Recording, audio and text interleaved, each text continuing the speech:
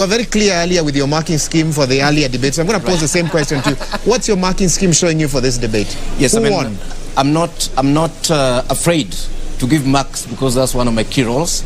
I think despite coming late, Sakaja won by 65%. You didn't dock him for the lateness. And he got there. In fact, I think it'll be a draw if you bring in the lateness.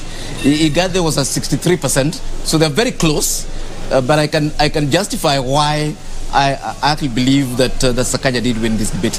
And I think when it comes to governance, I was a bit surprised that Igade did not speak to the law relating to governance of the city, which is basically Urban Areas and Cities Act. And Sakaja elaborated that very well, you know, with the 5 boroughs and so on. And those can actually be aligned, you know, with the wards and so on. I thought that was a very, very good idea.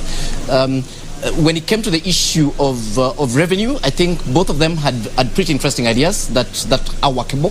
However, my big problem with both of them, so they scored poorly there, was that again, counties and citizens don't just exist to pay taxes. We want counties to be engines of economic growth. So none of them actually articulated how Nairobi can grow its economy. In fact, Sakaja was talking about borrowing on the other side and financing debt and stuff, and Igade was talking about you know, land rates and so on. And I was fearing for Nairobi that both of those fellows are going to milk you dry when they get into office.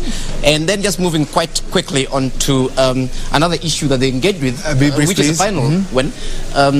Yeah, when it came to the idea of housing, I think I liked Sakaja's idea.